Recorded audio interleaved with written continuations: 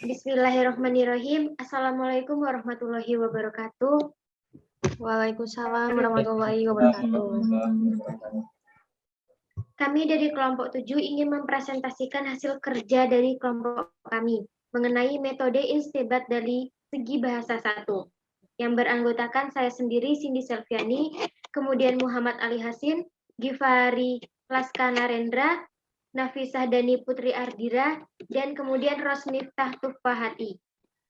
Selanjutnya akan dijelaskan oleh teman kami yaitu Ali.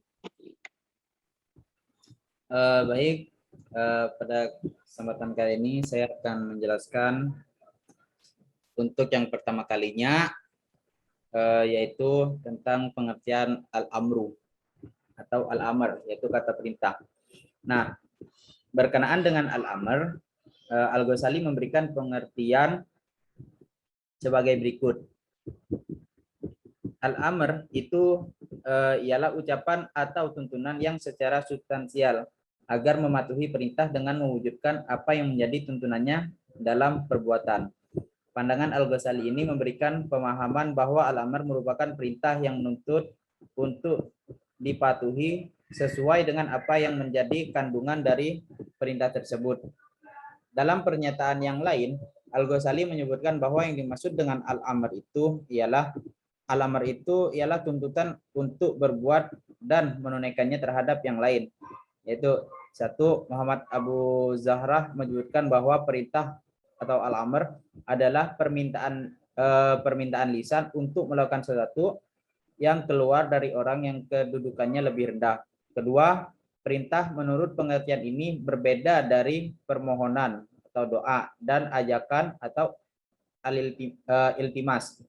Karena yang disebut pertama merupakan permintaan dari orang yang kedudukannya lebih rendah kepada orang yang kedudukannya lebih tinggi. Sementara ajakan perintah di antara orang yang seterusnya sejajar atau hampir sejajar. Profesor Dr. Rahmat Syafi'i dalam bukunya Ilmu Usul Fiqh menyatakan bahwa amr adalah lafaz yang menunjukkan tuntutan dari atasan kepada bawahannya untuk mengerjakan suatu pekerjaan.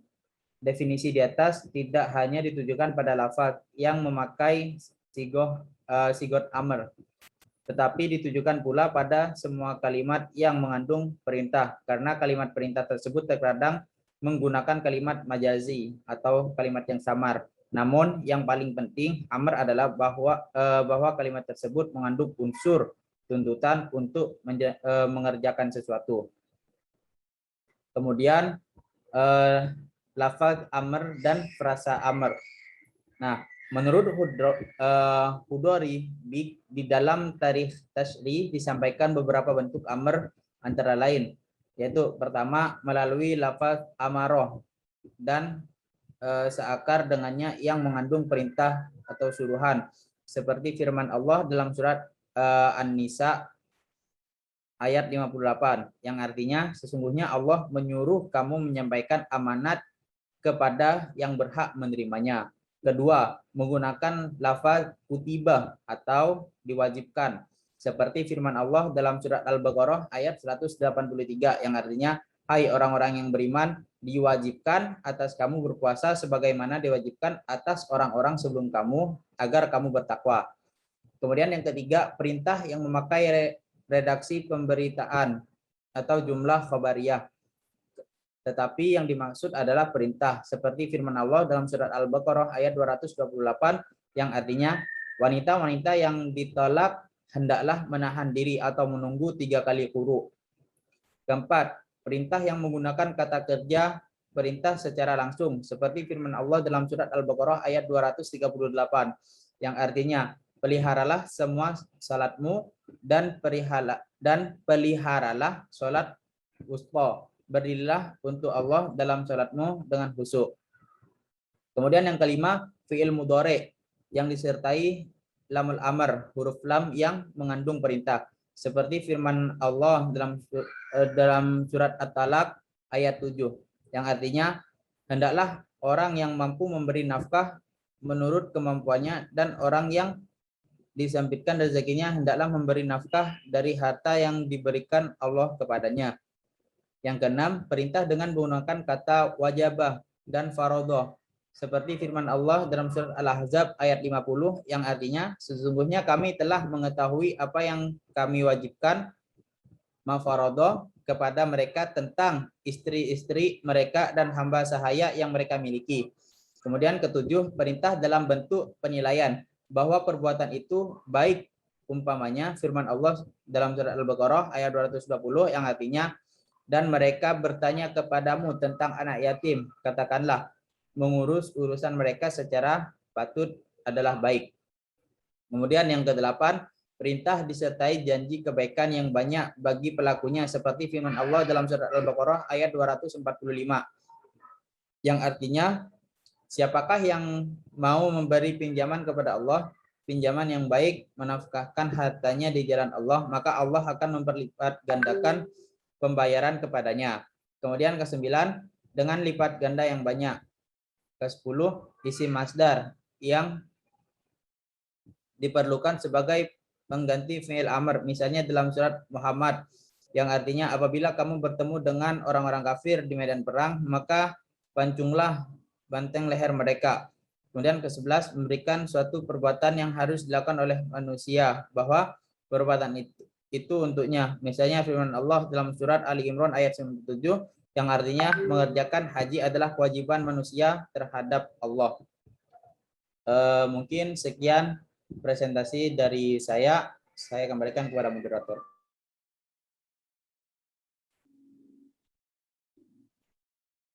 Iya, saya ambil alih. Selanjutnya, slide selanjutnya. Slide-nya, Mas Ali. Baik, selanjutnya presentasi akan dilanjutkan oleh Gifari. Kepada Gifari, kami persilahkan. Ya, bismillah, saya lanjutkan tentang dilalah amr. Selama lafadz amr itu tetap dalam kemutlakannya, ia selalu menunjukkan kepada arti yang hakiki, yakni wajib yang memang diciptakan untuknya dan tidak akan dialihkan kepada arti yang lain jika tidak ada qarinah yang mengalihkannya. Menurut Adib Saleh, ahli usul fikih asal Damaskus, berbagai bentuk amr di atas membawa beberapa pengertian, antara lain menunjukkan hukum wajib sebagai perintah. Lalu ada menjelaskan bahwa sesuatu itu mubah hukumnya. Selanjutnya ada untuk menunjukkan anjuran seperti perintah menulis hutang agar tidak lupa. Selanjutnya untuk melemahkan, dan yang terakhir sebagai ejekan dan juga bisa sebagai penghinaan. Selanjutnya.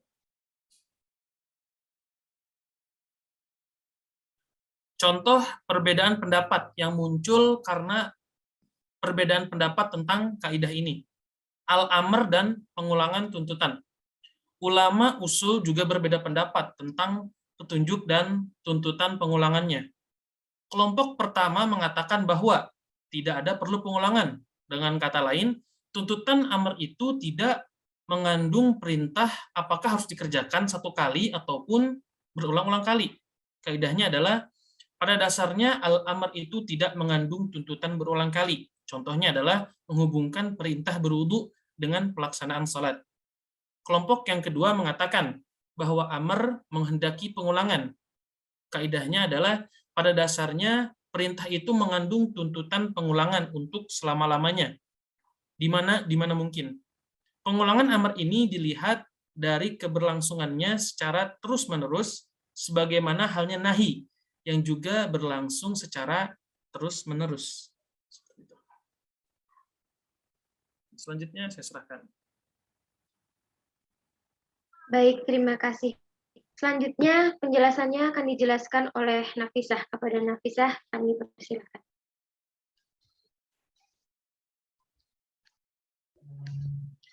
Baik, selanjutnya yaitu dalalah dan tuntutan nahi.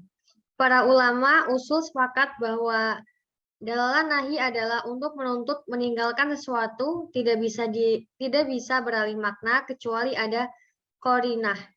Jumhur ulama menetapkan bahwa asal hukum larangan itu haram. sebab setiap larangan mengakibatkan kerusakan. Para ulama usul sepakat bahwa al-nahi digunakan untuk beberapa arti, yaitu untuk menyatakan haramnya suatu perbuatan atau tidak boleh dilakukan. Yang kedua, untuk menyatakan suatu perbuatan terlarang, tetapi jika dikerjakan tidak berdosa. Yang ketiga, untuk menyatakan doa atau permohonan, misalnya surat Al-Imran ayat 8. Yang keempat, menunjukkan dan menyatakan bimbingan atau pengarahan. Selanjutnya yang kelima, menyatakan ancaman lil tahdid. Maksud ancaman ini adalah untuk menakuti agar tidak berbuat. Yang keenam, menyatakan hinaan atau merendahkan, atau yang disebut litakir. Yang ketujuh, menjelaskan suatu akibat dari suatu perbuatan. Dan yang terakhir yaitu untuk menyatakan keputusan. Next.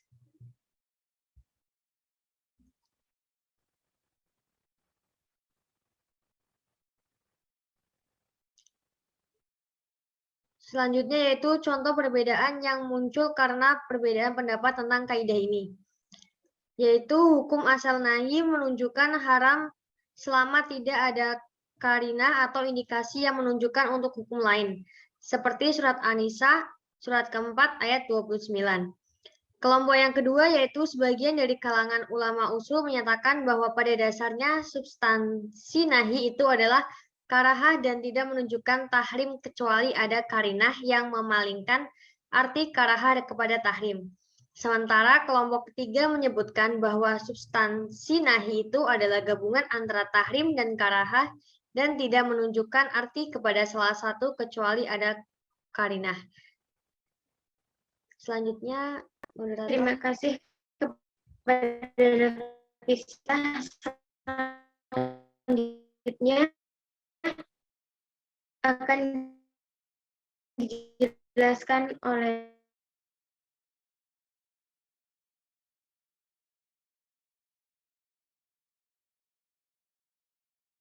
Baik, selanjutnya untuk kesimpulannya, al-amr itu ialah ucapan atau tuntutan yang secara substansial agar mematuhi perintah dengan mewujudkan apa yang menjadi tuntutannya dalam perbuatan.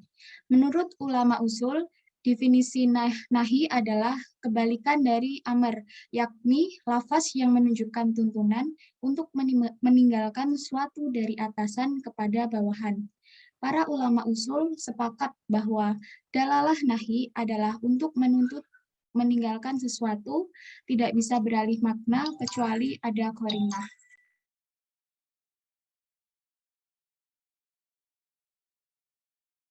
Baik, terima kasih kepada Uko yang telah menjelaskan dan teman-teman yang lain juga. Sekian presentasi dari kelompok kami. Semoga bermanfaat dan mohon maaf apabila banyak kekurangan. Saya akhiri. Wassalamualaikum warahmatullahi wabarakatuh. Waalaikumsalam warahmatullahi wabarakatuh.